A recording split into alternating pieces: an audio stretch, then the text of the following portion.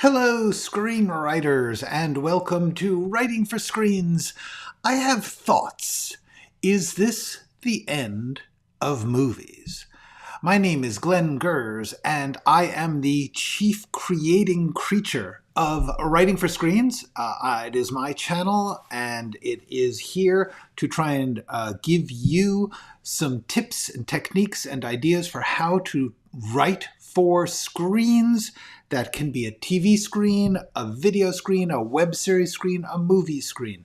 What I am trying to do is tell you the things that I had to teach myself in a 25-year career writing for TV and movies. On my way out of the business, I decided to try and give you guys the stuff I had to figure out for myself so that you could have those tools to figure out what works for you. There is no right way. There is no single way to do this. This is not the best way. It's just some things I learned that I think are useful. The main stuff that you can get from me is here on my channel in the first 3 playlists. Oops, there's a screenshot of the first 3 playlists.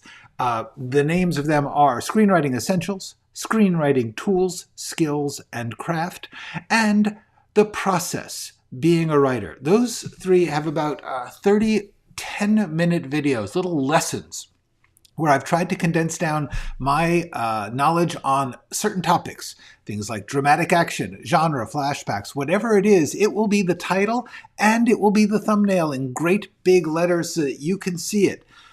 You can look through those, browse through them, try them out. I think they are useful. Certainly, they are something to think about. And so therefore, that's what I ask you to do. I'm begging you. It's free. It's there 24/7. There's no order to it. There is no special program. You do not have to pay to take a special class. It's just some stuff that one artist thought other artists might use. Now, Tuesdays and Thursdays, I come to you live at 1 p.m. Pacific Standard Time to go over various things. Sometimes I'm doing Ask Me Anythings. Today I'm doing what I call I Have Thoughts, which is really literally just my meditations on a topic. Not a specific lesson, not the answers, just some things I think might be useful for you to talk about, things that were provoked by my experiences here in the world. Okay, let me say some hellos and then we will get to it. Hi, Michael. Hello, Donna. Hello, CG. Thank you again, by the way, for what you did. Hi, Doug.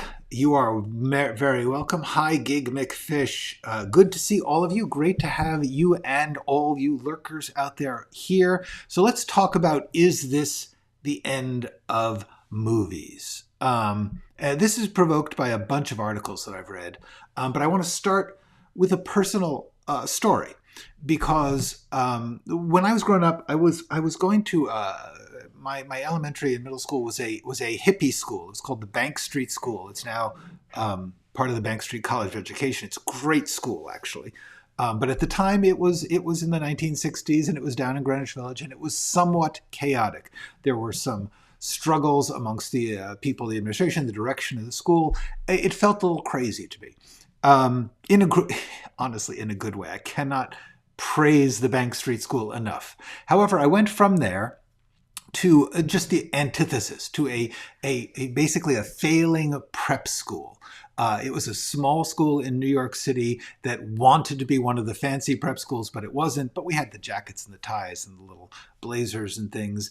And I went there for high school. And towards the end, the school was sold, was converted into a different kind of school. It was turned into an international school, which gave the British testing system, the British high school system. It was a Anyway, the point is, at that point, I went to an arts camp, a place called Bucks Rock Work Camp, which I, again, strongly recommend if you can afford it, if you can find it, if you're near Connecticut and you've got teenagers who can go for the summer camp. It's very creative. But as I went there, The people who had founded the camp 40 years before were retiring, and they were handing it over to new people. At this point, I was beginning to think, I have the worst luck in the world. I have the worst. Every place I go, they're changing administrations. They're changing their philosophy. This place, it's like a curse that I'm carrying with me from place to place. And I went to Yale University after that, and I went there at the last year of the President Kingman Brewster's term, which was considered sort of the last of the old school. Frankly, better that was the last of the old school years. They then had a new president who was actually phenomenal, Bart Giamatti. Anyway, the point is, I literally began to think, this is insane. Wherever I go, the people running the place topple and new people come in.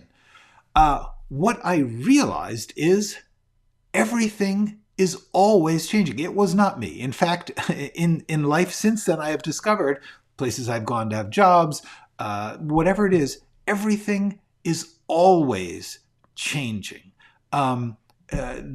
Change is normal. Change is life. and one of the things that's most important is to try and recognize that these institutions, these cultural fads, these moments of time, these nations, they're all always changing. I'm going to briefly stop this to say hi to some people. Hi, Hyro. Hi, Hopfner. Hi, Quicknet, or Keeknet.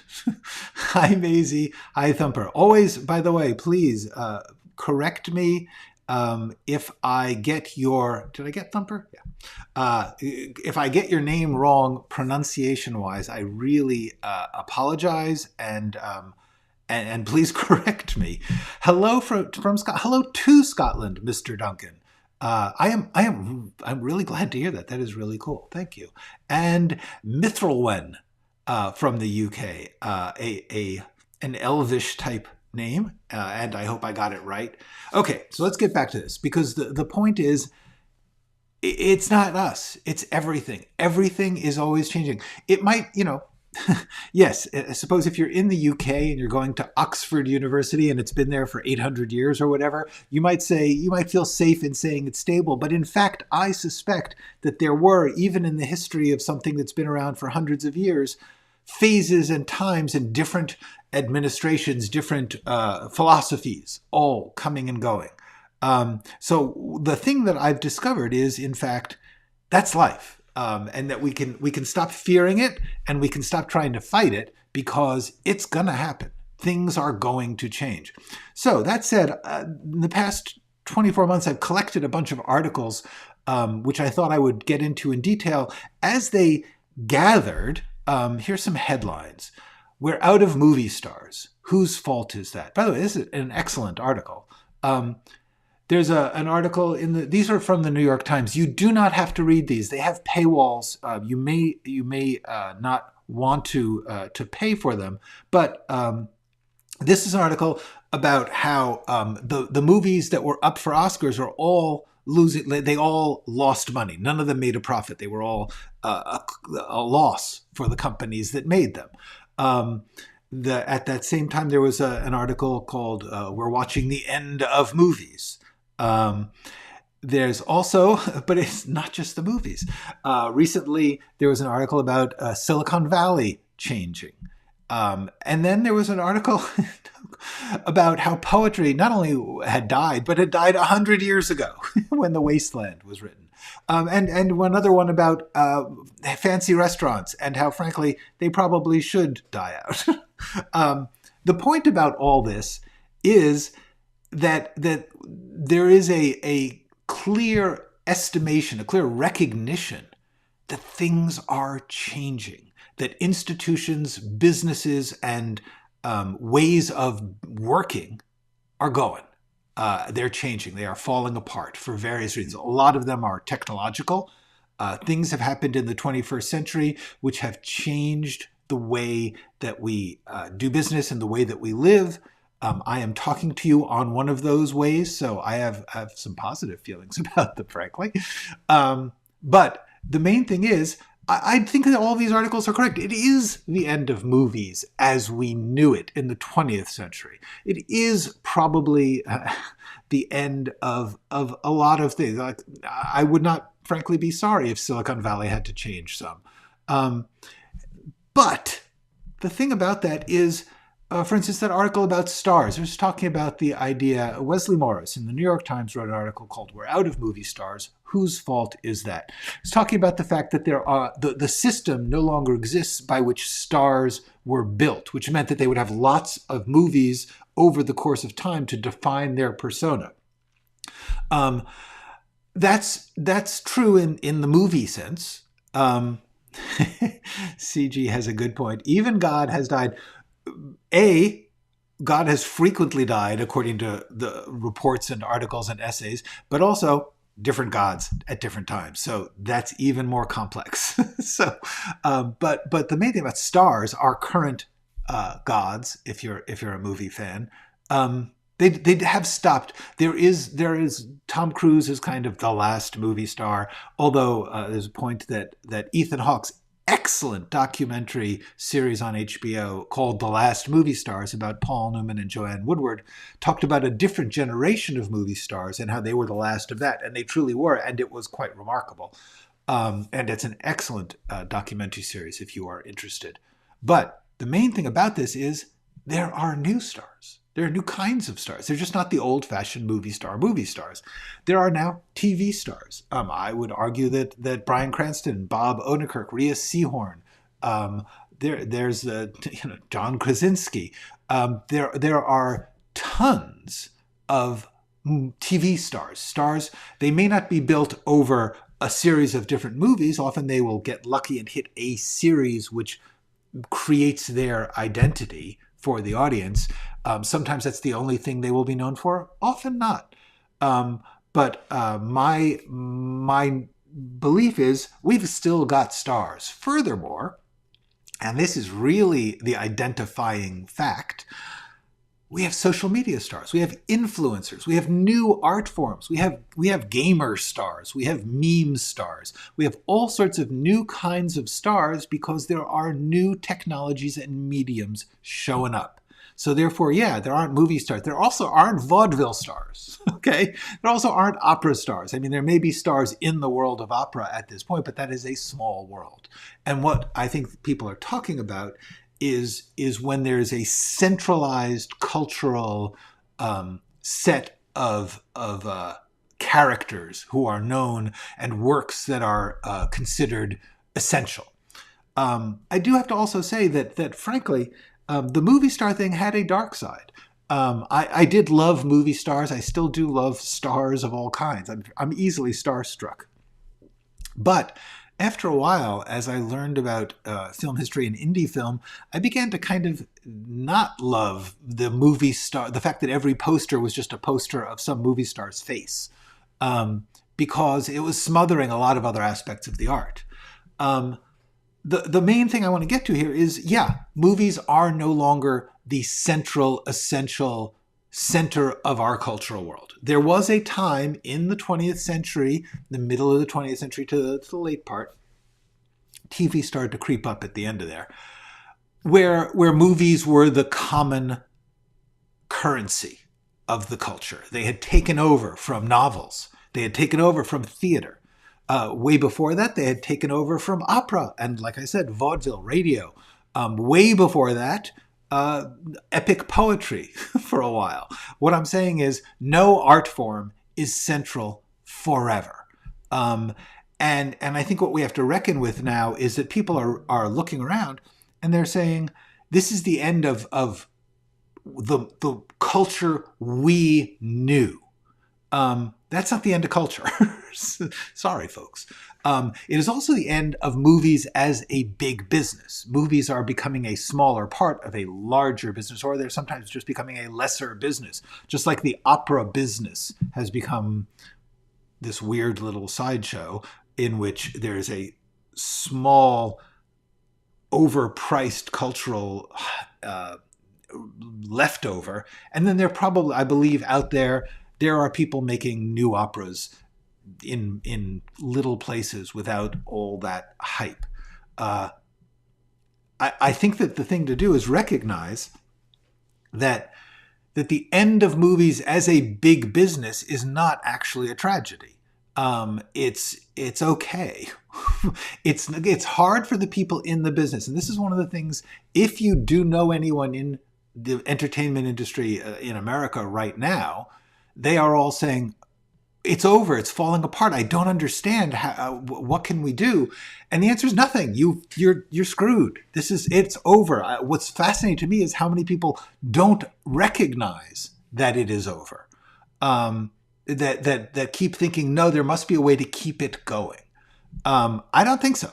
I believe that what's more, it's part of a larger ending, which is the end of the centralized Western culture. When people say, oh, there was this center to culture and everyone was talking about the same thing, that was not everyone. that was not people in Mongolia or Korea, in 1872. There may have been a small elite which had been imported, but the truth is this was European culture.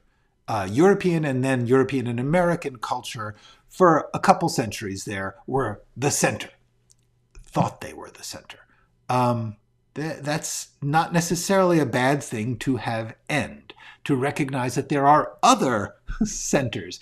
I personally think that we are at the point right now which the end of a centralized idea of that particular culture ruling the world. And while that is scary for some and scary in some ways, because that culture did lead to democracies, which I think are a good thing. I am a fan of democracy, and I am a little worried about the shaking of democracy. I don't think it's gone, but I think it is shaken. Scientific progress, and we're talking about the history of Western civilization from essentially the Enlightenment, the Renaissance, up through now. And that's long enough that most people say, oh, that's human history. But it's not. But it is changing, where scientific progress is literally slowing. There's less stuff to be discovered, and our ways of discovering and innovating are changing.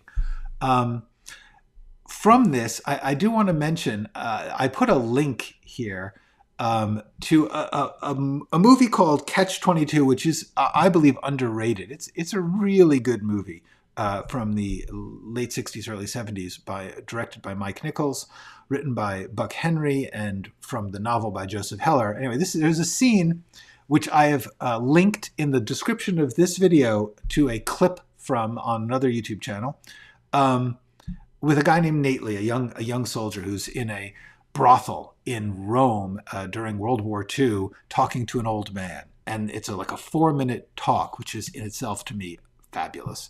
But it's a really cool discussion of change and what's admirable and what's important. So the point about this for movies is, I think a lot of people are taking it personally that things change. And I think in the end, it's not wise to take it personally, to feel like because your world is changing, therefore the world is falling apart. That is what I think the important thing about the end of movies is. By the way, I am not saying that I believe that movies will stop being made. I think the important question is, what do you define movies as? I'm defining movies as a screen entertainment or screen experience which lasts between 1 and 3 hours. That's about it. In other words, something that you can devour in theory in one sitting. That's a movie as opposed to a series. And that's to me, the defining question is it something you can see from beginning to end in one sitting? Or is it something that's broken into pieces that you get that you have to watch over time? That's the defining thing of a movie. Whether or not you see it in the theater is totally irrelevant. Despite David Lynch's rage at people watching movies on their fucking phone, which is a really funny meme clip. The fact is, there's some things that are fine to watch on a phone. Some things that are too small. That's the way it is. But you put the phone really close, it's not terrible. Yeah, I wouldn't advise watching Lawrence of Arabia on a phone, but I do think it's important to recognize that movie theaters are not a defining part of the art form itself, or not the only defining part. Ideally, the question then becomes, because for me, the art that defined movies for me, no longer valid, no longer accessible to most young people. Old movies, old Hollywood movies from the 1930s and 40s and 50s, 60s, most young people can't really watch them.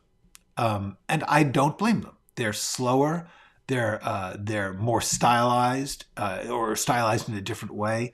And when you hear somebody say, I don't need to know that, I don't care about that, a part of me was like, that's wrong. You need to know that. How could you understand the art without that? But I remember in English class, they were teaching me how to, you were required to read Chaucer, which is almost unintelligible now, or the novels of Samuel Richardson, one of the early English novelists. Do you really need those to write a novel? No. The contemporary novel? No, you do not. It's interesting, and I believe an artist the more that an artist knows about the things that came before, the more that they have seen, and I've talked about this, the more that they have seen the possibilities, just the better that they can work. But we are in a time now in which this is the first time where there's just too much to know. There's just too much. And at the present artwork is too busy. There's too much going on. So we're going to have to figure out how to work with that, how to define art, how to define good art and bad art and what art is for, because it's going to be different. That's going to be different. And we need to figure out how to judge it when you can't see everything, when everyone won't see the same things. That's where we are because of the way the technology has opened up the possibilities. That's not going away. That's not, and I don't know that it should, because it's kind of cool. But we are not going to be able to apply the old rules to this new world. By the way, please jump in here if you have a question or a comment on this. I see that Michael lives in San Francisco, which is a dying city, and yet perhaps waiting to be reborn. Lots of cities have had their ups and downs. I grew up in New York City in the 1960s and 70s, which was indeed a dying city in many ways. The president famously said, "Drop dead." Not really, but that was the headline of a New York paper when the president of America at the time refused to help out financially. Anyway, my point is, and it is possible. Maybe San Francisco is going to be desolate and abandoned. I don't think so. I guess we'll see more Lifetime Achievement Awards. That, I'm not sure if that's true, but I think to a certain extent we're going to see less because people care less about those old achievements. Marty Mac just had this discussion with my class today. Cool. They said Vertigo was too slow and they would never watch again. I have to tell you, when I first saw that in the 1980s, I guess, I thought the same thing. Vertigo is too slow. Vertigo is an art film hiding in a Hollywood thriller. And Vertigo is too slow. But you go with that. I mean, that's the whole point of Vertigo. If you're going to watch Vertigo, it's to watch somebody who's making this weird, obsessive, compulsive art film about voyeurism. And yet a valuable thing to know, which brings up this question of what do we do when there's too much stuff to know, too much stuff to see.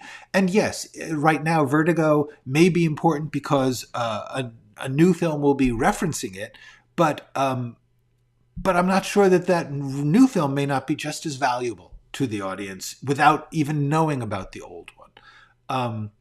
The question that has occurred to me, though, is, are we in an era of decadence? decadence being a time which is so creative, like people have reached a point of sophistication, um, where they know enough about an art form that the plain version of the art form no longer is interesting. And so the question is, how can you twist it? How can you decorate it? How can you the Baroque, the Rococo, the the twists become so arcane and the assumptions become so buried that an ordinary person coming into the art form can't understand what's going on. That is often happening. There are movies which you have to be cinema literate to understand. I love the movie Nope, but I'm not sure if I could understand it if I had not watched a lot of other movies. Just the storytelling. There are things taken for granted. I think Nope is a phenomenal piece of work. But I'm also conscious that that I understand the signals and the references, and that they will show something. The movie Nope, this is not a spoiler because it happens in the first 10 minutes. The main character's father is killed by an object falling out of the sky. They don't really explain that. They just show him falling off his horse. Then they show him, you see an X-ray with the object embedded in his skull. You have to put all that together non-verbally, and no one explains it, and you may not be familiar with those things to understand it. Is that a good thing or a bad thing? Is that sophisticated complexity, or is that obscure decadence? I am not sure which we are in. I'm quite open to slow burner movies, as I'm a slow burner. Yes, that's true. Right. Vintage, for my 2000s generation, a Zoomer, vintage media is deemed alien or irrelevant. Yes, the value held to these things. Exactly. This is completely true.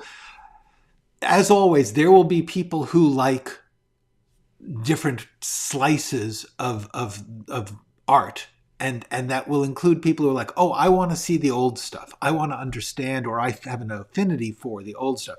I don't think any of this is going away. What I do think is it's becoming non-central and bad business. And I think that that's something that, as a person who may be trying to make a living at art, and once again, I have emphasized that making a living is not something most artists do with their art. But the main thing about that is the fact that an art is no longer the big hit, the thing that everyone's talking about, does not mean it's not valid. Does not mean it's not worth doing if you have a feeling for it. Jazz, which for a short while was the center of the American music scene in the mid-20th century, and then it became somewhat marginalized. Does that mean we should stop making or listening to jazz? No, I don't think so. Likewise, classical.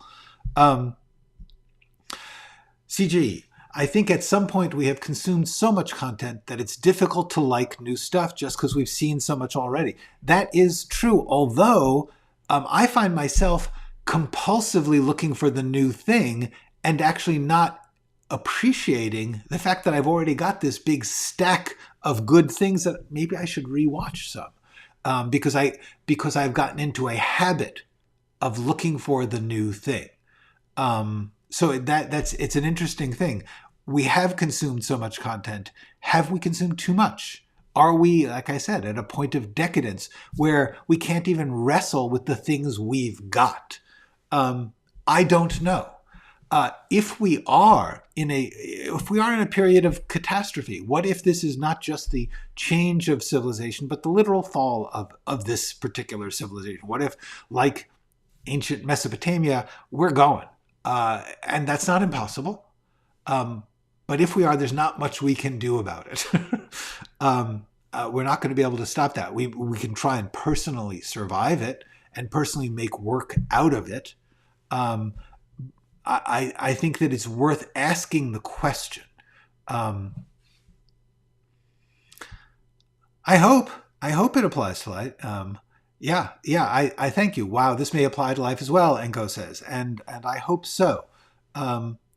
I remember when the Hollywood brats ruled. Yes, yes. There was a period in the 1970s and 80s where the movie brats became. There was a book called The Movie Brats, which was about uh, Coppola, Lucas, Spielberg, Schrader, De Palma, a couple of others who are now not considered that important. But the point is, there was this young generation of film school trained um, artists changing the business, and they were remarkable, and they were artistically significant. But as Michael is pointing out, they're not the center anymore. Although they're hanging on surprisingly well. Here's how I look at it. We're on a river, in a river, on a river. Maybe we're in a boat, maybe we're swimming. But the point is, it is moving. We are in a moving substance called time, called culture, called our world. The thing that's not good is to not recognize that you are in a river, a rushing river, a fast-moving river, and that if you think this is unchanging ground, if you believe that you are standing still and everything is stable, you are in danger. The thing to do is to look around and try to understand the thing that is moving and constantly changing around you, under you, holding you up. Should you be swimming, towards or away from that ripple ahead of you? That's your job, is to start to look around and figure out what the different things in the water around you mean. Should you grab that passing log, which may be the TV industry or maybe something else? Do you grab onto that because that will hold you, that will support you in the rushing river, or is it going to drag you over the cliff? There is no absolute answer for that, but the main thing is you should be looking around and trying to understand the river that you are in. And then you take your best guess, what you can live with. When you grab onto that log of, I'm going to grab onto the log of video games in this rushing river of life and art. I'm going to grab onto comics, or I'm going to grab onto this old thing because it floated before, novels. Whatever you're willing to live with if it goes bad, that's what you can do. Yeah, that's okay, Hiro. You ask me, I'll get to it soon because I'm going to be done with this soon. By the way, Hiro, am I saying your name right? It's Hiro, right? Not Gyro. Okay. The main thing I think that you can't do is use your awareness of the rushing river to beat the river, to beat the system. Figuring out how to beat the system is the biggest lie of our American culture. And by the way, I am speaking from America. I am speaking about America because it is what I know best. So please recognize that I know many of you are other places, and many of you are living in very, very different cultures. And I hope that some of what I am saying is relevant. I think it should be, because I do believe that some of the basics of art or life tend to be shared. But if it's not, I'm not right then. Don't worry that I am saying something that doesn't apply and therefore you're wrong. You're not. You're living your life. You're doing your work. Do what you think is best. I'm just offering these thoughts in case they are useful, because I know an awful lot of people who are dismayed by the end of movies, who are frightened by that, or just simply denying it. And I'm just going to talk about that because I believe that it is helpful to recognize that, A, trying to beat the system, trying to gain stability and safety, to say, I'm going to find a way to be out of the river. You can't. There's no out of the river for us. We are in it. It is life. It is time. Things are always changing. So to believe that somehow or other you're going to stand on a certain rock and it's going to stay there, those rocks are going to move. It's a weird thing about this river. I believe the two real wastes of time in life, there's only two in art, are holding off on what you believe in or what you want because you think you can figure out how to beat the system. Don't do that. Do not wait. Do not fear because you believe someone else has figured out how to, quote, beat the system. They haven't. They got lucky. That is how people temporarily, for a moment, float high on that river. It's temporary. It is very much a matter of chance. The other thing that's a waste of time is trying to get change not to happen. Those are the two things that I believe are gigantic, gigantic wastes of time. Feel sorry for Disney? I don't feel, I can't say I feel sorry for Disney. Disney is currently floating real high on the river. They are, unless you mean Walt himself, and then, even then, I'm not sure I would feel sorry for him. I don't feel sorry for Disney because they are going to lose a percentage of their vast wealth, and they will be powerful enough and positioned in such a way that pain will be felt only by the lowest of their employees, and the rich are currently protected in a shameful way, and that their losses will still keep them in the top 1%, and therefore, screw them. Okay, hey Najo, I will answer your email later. Okay, so, okay, boom. I will get back to,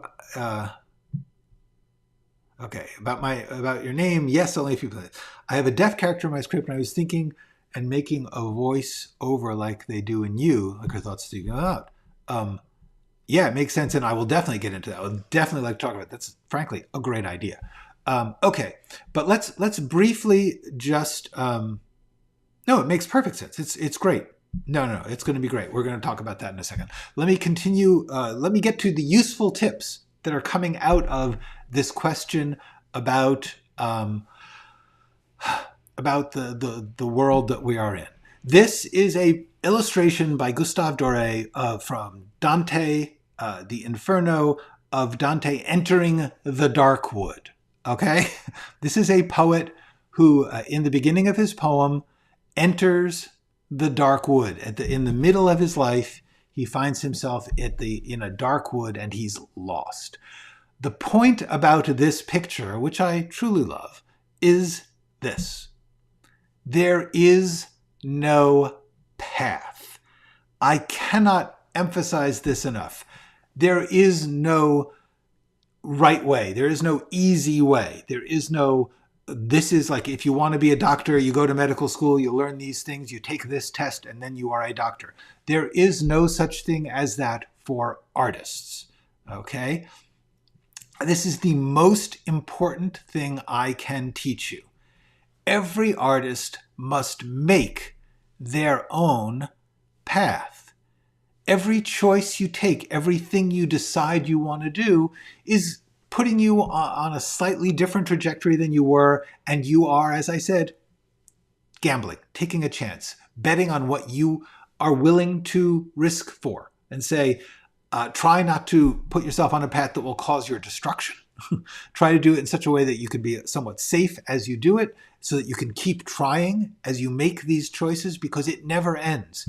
Every artist must make their own path. What relevance does this have to the end of movies? The point is, yes, movies are ending. So what you need to do is figure out, choose your response to your times. There is not a right one. You know, you could be the last great old-fashioned movie maker. You could be the first to say, screw the form of movies, I'm doing something else. You can choose whatever. You can do a reflection upon the loss of movies. You can analyze what it's like to live at this moment of change. All of those things are possible. You have to choose. You have to figure out your response to these times. I'm going to mention a couple of things that I think would be very useful to you. I think that when I say we shouldn't take things personally, I mean that we shouldn't think that there is some person, like I said about institutions and myself. When I was growing up, I thought, what is it about me that I keep choosing these institutions that are changing? To recognize that it's not you. Don't take that personally. Don't take it personally that movies are ending. There's nothing you can do to change that. But you can make a personal response to it. You can decide to abandon them. You can decide to stand for them. That is okay. I do believe that that you should be personal in your work, but don't take it personally. Don't think somehow or other you did something wrong or that you can do anything to change it. It's happening. So what I think you can do, try not to get so current, so contemporary. Yes, you definitely want to know if you are the sort of person who wants to be involved in the ornate, minuscule battles of whatever is the moments in your world current thing, cool, do it. But I would also urge you to learn the basics, and by which I do not mean the old stuff. I mean the basics, the actual core. Learn what I try to teach here is the basics of screen storytelling. Character, dialogue.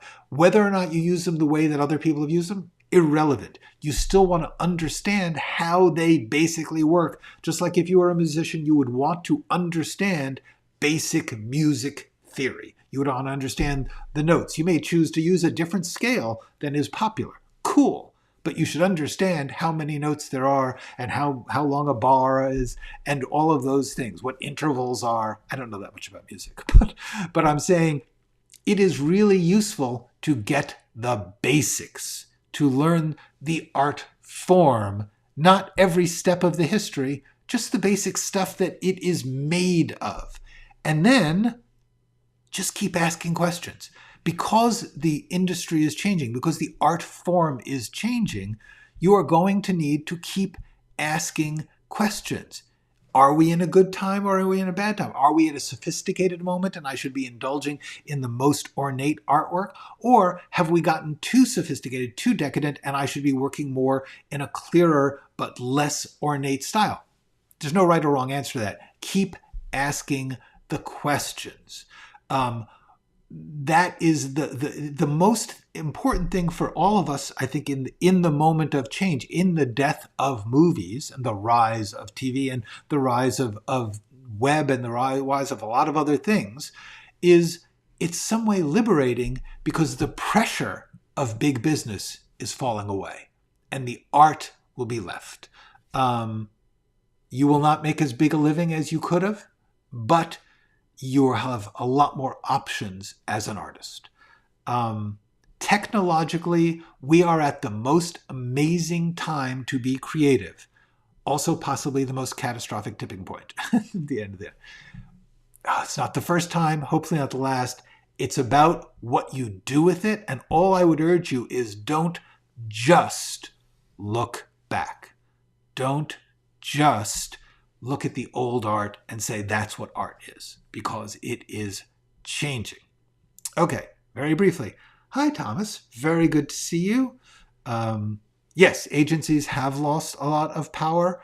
They're still mighty powerful. Seriously.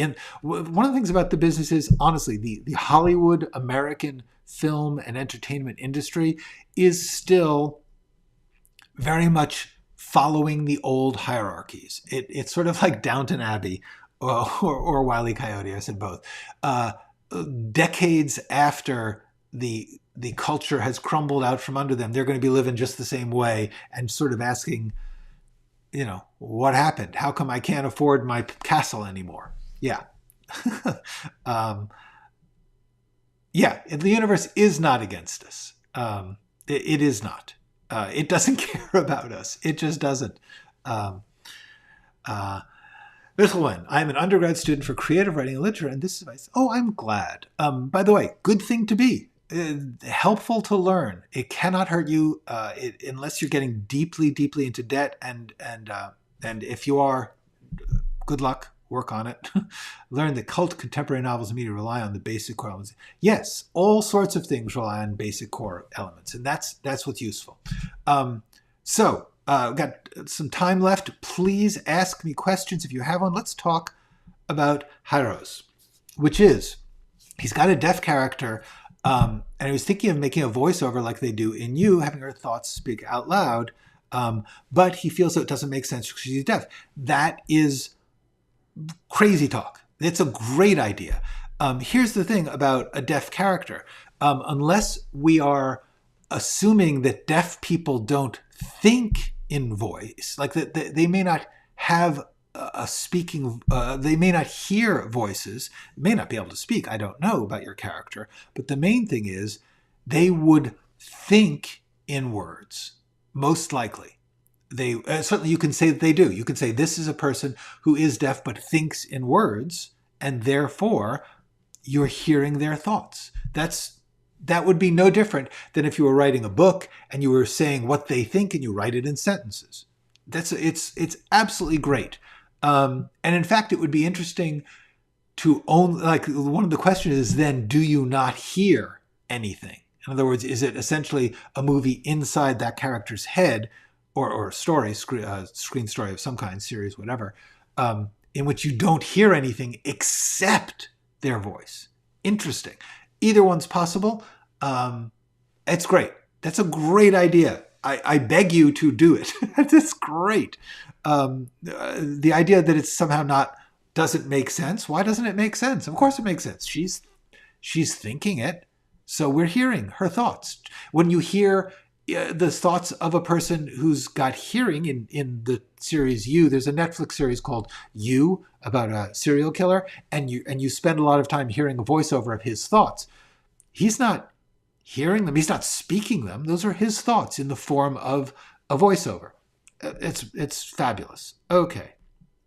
It was awakening to me as I have been conditioned in a way to follow trends or value them about what trends can be valuable. Certainly it's interesting to know them. And also, as far as business goes, it's useful to know about them, because I have met artists who will be like, I really love some obscure thing.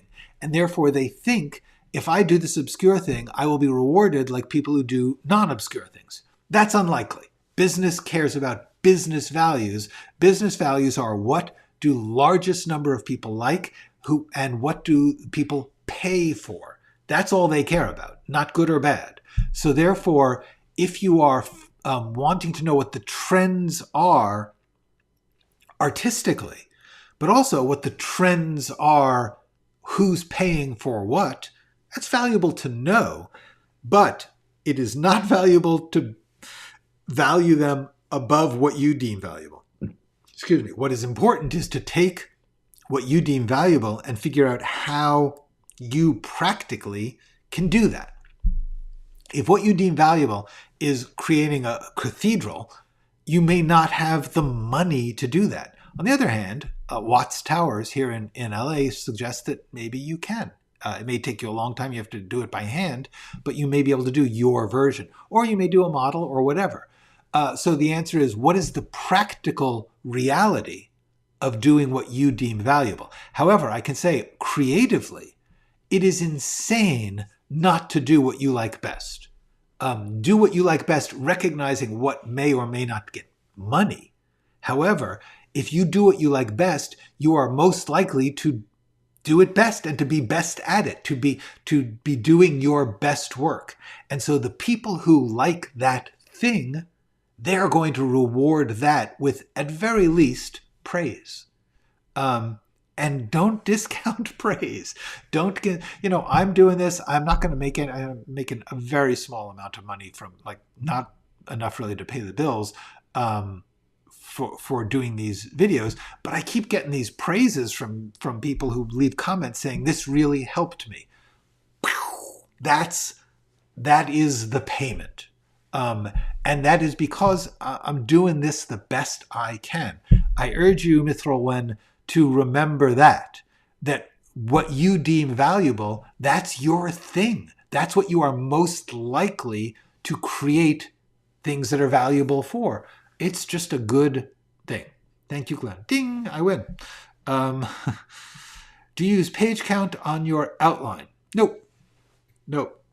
I tried to be concise and came short on the minimum 90-page script. The answer would be, this is an interesting question, actually, because it comes down to the basic judgment. I'm editing a video, making some new videos, lesson videos, and one of them was about 12 minutes long, and the script seemed right. And I just cut a minute out of it in editing, and I thought, how can I teach a lesson about how I knew to do that? How did I know it was too long? There's no rule for videos. This could have gone 15 minutes. And the answer is, if you do it enough, if you try this thing and show it to people and they say, kind of boring, you make a little registration right. That experience had this result. And that's what artists do. And eventually you get to there where it's instinct. And you can only get to instinct through practice. So therefore I would say, do I use a page count? No.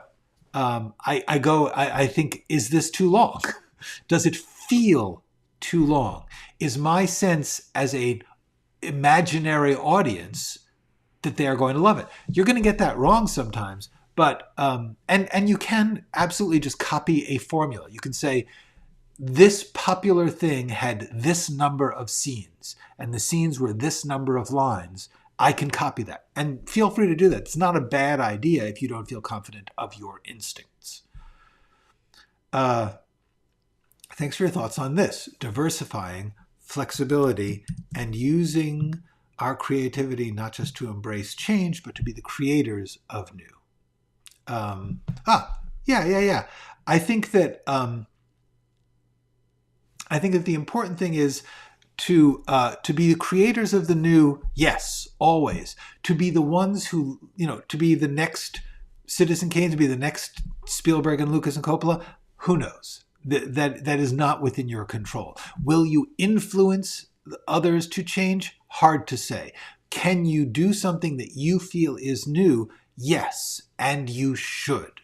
That is good. I think there's a new form coming too. I think there's a lot of new forms coming, and I kind of wish I was younger, because if I was younger, I would be working in them.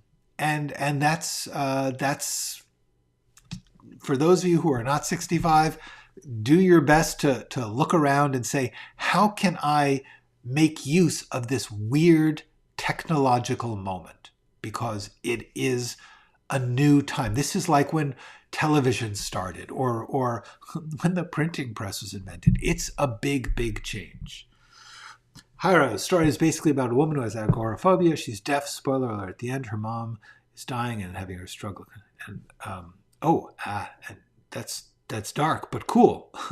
My advice is do it. It sounds great. Absolutely. It sounds great. That sounds very dark, but not a bad thing. I mean, just recognize that it's going to be, a lot of people are going to say, that was too upsetting.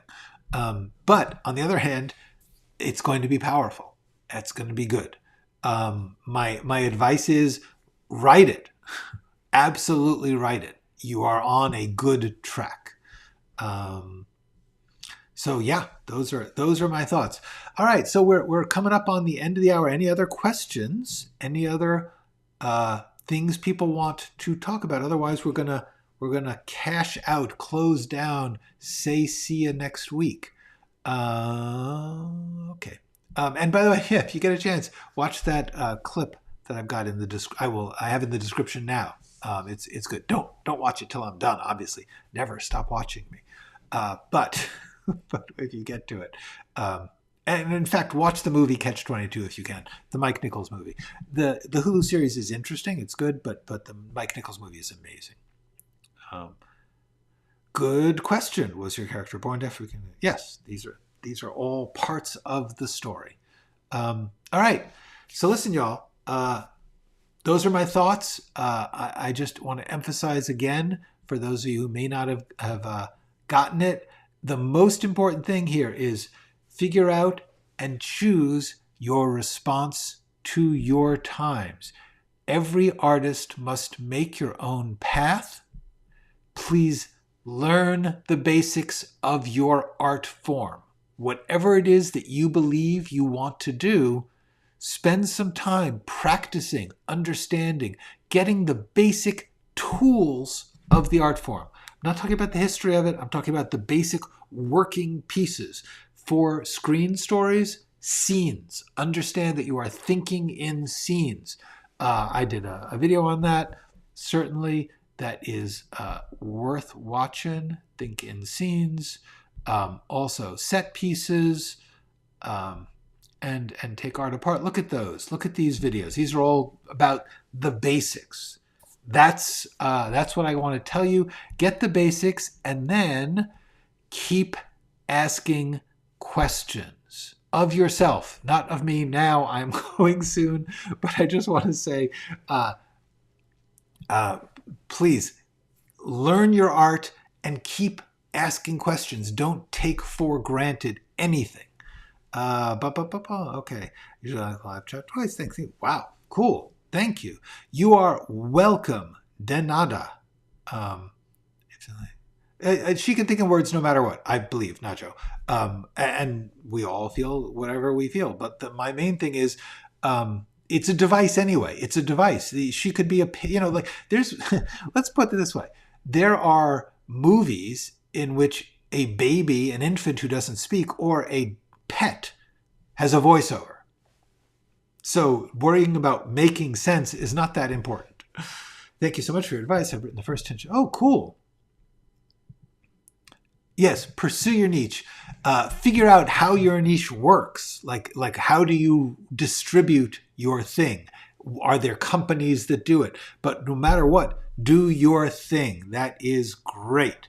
Hi, Pennywise. I'm choosing to take that space seriously and not being terrified of you. Thank you so much. Yes, I did. Cool. That was actually really fun. That was a delightful experience. A friend of mine who I had met working on another show became a producer on Becker, and he said, "Hey, you want to write one?" And I said, "Sure." And I learned a lot, and I got to meet the fabulous cast of directors and crew, and it was amazing. Thank you. I am so glad. Great. Good. Excellent. We'll see my causing. Excellent. What's an example of stopping and asking questions and taking for something? Okay, this is a good question. Okay, my last bit here. Taking something for granted is saying, because, and this is currently happening a lot, somebody will say, because Marvel is currently making a certain kind of movie, therefore that is what will be successful. Taking that for granted, assuming that the thing that is happening now, or the thing that happened that was the number one at a certain time, means that inherently is going to lead to that, is, in my opinion, foolish. A lot of people in the business spend a lot of time doing it, but that's my idea of taking something for granted. Saying all horror movies are like this because you have seen a bunch of horror movies like this. Asking questions to say, what is it about horror movies that I like? What in the history of horror movies has been neglected and might be interesting? What is it about horror movies that I feel would reach an audience in a different way? How does that work? How does it work? What are the component parts of this thing that I want to do? That's what I mean by asking questions and not just taking for granted the business as it stands at the moment. Or in history, people will often say like, Shakespeare was great, so be like Shakespeare. As Shakespeare gets older, people are saying that less, but they still say it about, now it's Marvel. It was Pixar for a little bit of time. So that is, does that make sense? Magic internet movie called Atoms? What I'm saying is, when you decide, I am going to write a movie, I'm going to write a series, I'm going to write a web series, I'm going to write a comic, think about, what does that mean? What are the things about it that you want to do? How does it work? What audience are you looking for? These are questions. There isn't just one audience. How can you do it despite the fact that it cannot make a lot of money? A lot of things that we do may not make a lot of money. Can you do it in such a way that you can still do it? Which the answer to that, by the way, is yeah, you can. Hello, Martolitoso. That's okay. Okay. Well, I don't want to make it go on too long then. Just watch from the beginning. It is great. All of you who are here, it has been lovely to see you. I will see you next week. Until then, go write something.